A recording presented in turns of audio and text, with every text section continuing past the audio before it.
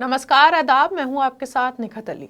हमारा देश विश्व गुरु बना है या नहीं, इसका फैसला आप कीजिए, लेकिन आज ये जरूर साबित हो गया है कि हमारा देश विश्व गुरु बनने की कगार पर है, और अजगर के जहर से भी ज्यादा जहरीला वाला विश्व गुरु। और ऐसा हम इसलिए कह रहे हैं क्योंकि हमारे देश में खुलेआम मुसलमानों के नरसंहार की बात हो रही है और कोई कुछ नहीं बोल रहा है। इन हिंदुत्ववादी कट्टर सोच वालों में आज इतना साहस भर गया है कि बेखौफी से, खुले मन से मुसलमानों के लिए नफरत बरसाई जा रही है, उन्हें धमकी दी जा रही है। मगर हमारे कानून के लंबे हाथ अब इतने छोटे पड़ गए हैं कि ऐसे जहरीले सनातनियों तक पहुंच ही नहीं पा रहे हैं। हमें हर गुजरते दिन के साथ लगता है कि नफरत की बस इतनी ही हद होगी, लेकिन हर अगला दिन उस सोच को गलत साबित कर देता है। दोस्तों, शेक्सपियर की वो मशहूर कहावत भी सुनी होगी आपने कि hell is empty and all the devils are here, यानी जहन्नम खाली है क्योंकि सारे शैतान इसी दुनिया में मौजूद है। और इस बात को आप यूपी और बिहार से आई इस खबर से समझेंगे, जहां दो शेरनियों को सुनकर आपको भी इनमें शैतान की ही झलक नजर आएगी। तो दोस्तों, दो महिलाएं हैं, खुद को हिंदू शेरनी बुलाती हैं, खुलेआम मन से मुसलमानों के लिए इतना जहर उगल रही हैं कि मैं वो खुद बोल भी नहीं सकती पूरा, और शायद हम आपको पूरा सुना भी नहीं सकते, लेकिन बहरहाल आपको बताना भी हमारी जिम्मेदारी है। तो दोस्तों, उत्तर प्रदेश के रायबरेली में विराट हिंदू सभा का आयोजन किया जाता है, एक कार्यक्रम का आयोजन किया जाता है, और इस आयोजन में सैकड़ों की भीड़ भी मौजूद होती है, तालियां बजती है। इस आयोजन में रिद्धिमा शर्मा नाम की एक हिंदू लीडर आती हैं और मंच पर माइक लेकर जोर से कहती हैं कि अगर बांग्लादेश में एक दीपू को मारा तो आप उनके 100 को मारो। और इतना ही नहीं, आगे कहती है वो आपकी एक लड़की से शादी करते हैं तो आप उनकी 100 लड़कियां ले आओ। और यकीन मानिए दोस्तों, इस बात पर वहां मौजूद लोगों ने खूब तालियां बजाई है। आप खुद सुनिए और देखिए भी। अगर वो आपके दो लोगों को नहीं मानते, आपके दीपू चंद्र राज को जिंदा जला रहे, आप उनके 100 लोगों को खत्म करोगे तब जाकर शांति आएगी। वो आपके एक हिंदू बहन को भगा रहे हैं, आप उनके हरामखोरों के 100 को भगाओगे तो जब जाकर शांति आएगी। दोस्तों, जाहिर है ऐसे आयोजनों में पुलिस भी सुरक्षा के लिहाज से मौजूद होती है, और हैरत की बात तो ये है कि पुलिस की मौजूदगी में ऐसे बयान आयोजन में दिए जा रहे थे जो बहुत ही आपत्तिजनक और उकसाऊ भरा था। बावजूद इसके रिद्धिमा शर्मा को ना पुलिस ने रोका और ना उन पर कोई कार्रवाई की गई, और ऐसा ही कुछ दिल्ली और यूपी में भी नजर आया। अगर आप सोच रहे हैं अब इससे ज्यादा कोई क्या ही बोलेगा, तो आप गलत सोच रहे हैं दोस्तों। अभी तो एक और हिंदू शेरनी को सुनना बाकी है। इस दूसरी हिंदू शेरनी का नाम खुशबू पांडे है। अपने आप को हिंदू शेरनी बताती है, इंस्टाग्राम पर लाखों फॉलोवर है। आपने शायद नाम भी सुना होगा और अंदाजा भी लगा लिया होगा नाम से कि हिंदुत्व की समर्थक है। बिहार के जमुई की रहने वाली हैं। ये मैडम मुसलमानों के खिलाफ जहर उगलने और भड़काऊ भाषण देने के लिए मशहूर है। पिछले साल फरवरी में इसके एक कार्यक्रम के बाद हिंसा तक भड़क गई थी, जिसके लिए खुशबू पांडे 1 महीने के लिए जेल भी गई थी, लेकिन बाद में जमानत पर रिहा भी हो गई, और महज 1 ही महीने में। दोस्तों ध्यान दीजिएगा, सिर्फ 1 ही महीने में। लेकिन इस बार तो इसने हद पार कर दी है नफरत फैलाने में। दिल्ली से एक वीडियो वायरल हो रहा है। खुशबू पांडे ने खुले तौर पर 1989 के भागलपुर में हुए मुस्लिम नरसंहार की ओर इशारा करते हुए भारतीय मुसलमानों के खिलाफ नरसंहार को दोहराने की सीधी और भयानक धमकी दी।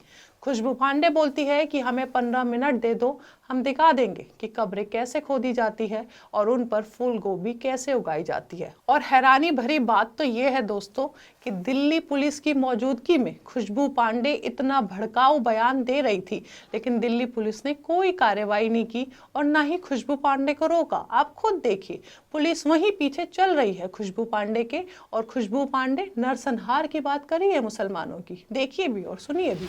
15 मिनट और बिहार में हम आपको बता दें, भागलपुर में 15 मिनट में 15 मिनट के लिए पुलिस हटी। और गंगा मैया की कसम, गंगा नदी में 1 लाख की हिंदू की नहीं, 15 मिनट कवर कैसे खोला जाता है और गोभी कैसे खिलाई है, हम आपको बताएंगे।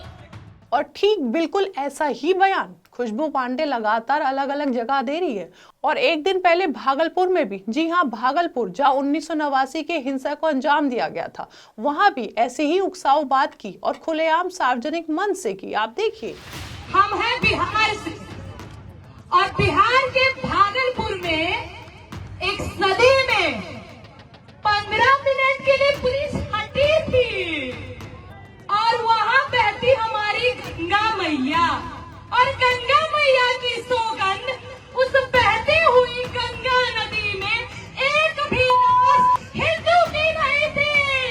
दोस्तों, मुझे यकीन है आप लोग जानते होंगे 1989 के भागलपुर के वो दंगे, जिसको याद करना जख्मों को हरा करने जैसा है। सैकड़ों मुसलमानों की जान गई थी। इतिहासकारों के मुताबिक जांच से बचने के लिए इस मामले में मुसलमानों को दफनाकर उस पर फूल गोभी की फसल बो दी गई थी।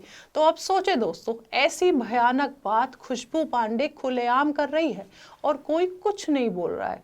देश की राजधानी दिल्ली में ये बात कही जा रही थी। यहाँ तो हाईकोर्ट को ही इस मामले में खुद से संज्ञान लेकर कार्रवाई के आदेश दे देने चाहिए थे। बिहार में बोली जा रही है और वहाँ के मुख्यमंत्री नीतीश कुमार भी खामोश है। मुस्लिम समुदाय के खिलाफ नफरत फैलाने वाले भाषण और नरसंहार की धमकियों को क्या सामान्य समझा जा रहा है? और अगर ऐसा नहीं है तो खुशबू पांडे पर अब तक कोई कड़ी कार्रवाई क्यों नहीं की गई है? और ऐसा भी नहीं है कि ये बयान कहीं छुप कर दिए जा रहे हैं। सार्वजनिक मंच से माइक पर कहा जा रहा है, पुलिस की मौजूदगी में कहा जा रहा है, हर जगह सोशल मीडिया पर ये वीडियो वायरल है। बावजूद इसके ये आजाद घूम रहे हैं। दिल्ली पुलिस को फौरन इस वीडियो पर संज्ञान लेते हुए कार्रवाई करनी चाहिए। उमर खालिद और शर्जिल इमाम पर दिल्ली पुलिस फौरन एक्टिव हो गई, जबकि जिस तरह का भाषण हिंदू शेरनी खुशबू पांडे ने दिया है, उससे ज्यादा उकसाऊ क्या हो सकता है? आप ही बताइए दोस्तों। हमारे देश में बांग्लादेश की बातें हो रही है, हम बांग्लादेश के बारे में बात करते हैं, वहाँ हो रहे जुल्म के बारे में बात करते हैं। हम कहते हैं कि वहाँ का बहुसंख्यक अल्पसंख्यकों के साथ जुल्म कर रहा है, जुल्म करना चाहते हैं। तो यहाँ भी वही करने की बात हो रही है। तो उनमें और हम में क्या फ़र्क है? अगर वहाँ गलत है तो यहाँ सही कैसे हो सकता है? अगर वहाँ नफरत अपराध है तो यहाँ क्यों नहीं है?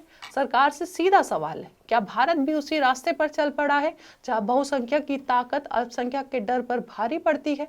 क्या यही विश्व गुरु बनने का रास्ता है?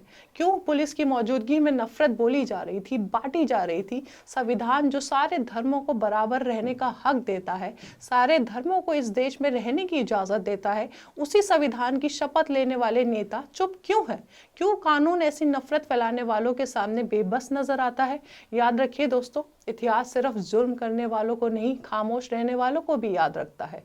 आज भी वक्त है, संविधान अभी भी जिंदा है, लेकिन अगर आज भी कार्रवाई नहीं हुई तो आने वाली पीढ़ियां पूछेगी, जब नफरत खुलेआम थी तब हम चुप क्यों रहे? इसलिए सवाल उठाइए और पूछिए कि खुशबू पांडे और रिद्धिमा शर्मा पर अब तक कार्रवाई क्यों नहीं हुई? क्योंकि अगर इस नफरत को रोका नहीं गया ना दोस्तों, तो एक दिन अजगर की तरह ये नफरती लोग हमारे खूबसूरत से भारत को यूं ही निगल जाएंगे। अब आप इस खबर को लेकर क्या सोचते हैं? अपनी राय हमें कमेंट बॉक्स में बताइए।